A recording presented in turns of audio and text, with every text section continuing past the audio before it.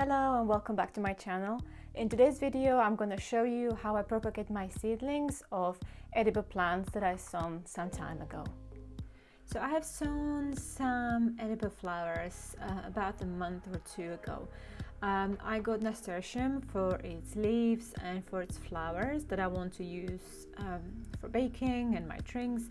Then I have Calendula and I have Borage as well. So the Calendula is like aster-like flower, lovely bright and orange. Borage is the lovely blue purplish flower and is also used for the foliage in the early stage. And so what we're gonna need is some individual pots. I have this biodegradable one, and I'm also using loo rolls, which I have folded on one side so obviously the soil doesn't get out. And I also have the peat-free and organic soil. And last but not least, biggie, which is very important for anything I do. So just to quickly show you, what I'm doing is basically just transplanting the seedlings that I planted earlier. You just get it out, make sure you don't disturb the root as well, because it's very important to get as much of the root as possible, and put it into one of the pots and then just add the soil around. And make sure you firm it as well so it doesn't just become loose. Make sure the soil around it is firm so it's got quite good start.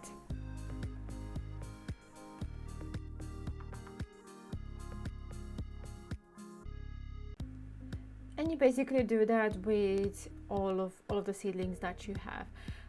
Be careful when you're taking them out of the original pots that you've sown in and transplant them, because sometimes they can tear as well because they're not very strong just yet. And so here we have the borage that I already transplanted. As you can see, the seedlings are a bit limpy now, and they will be for a couple of days. These are the calendulas as well that I've transplanted, and here are the nasturtiums as well. Nasturtiums are quite long.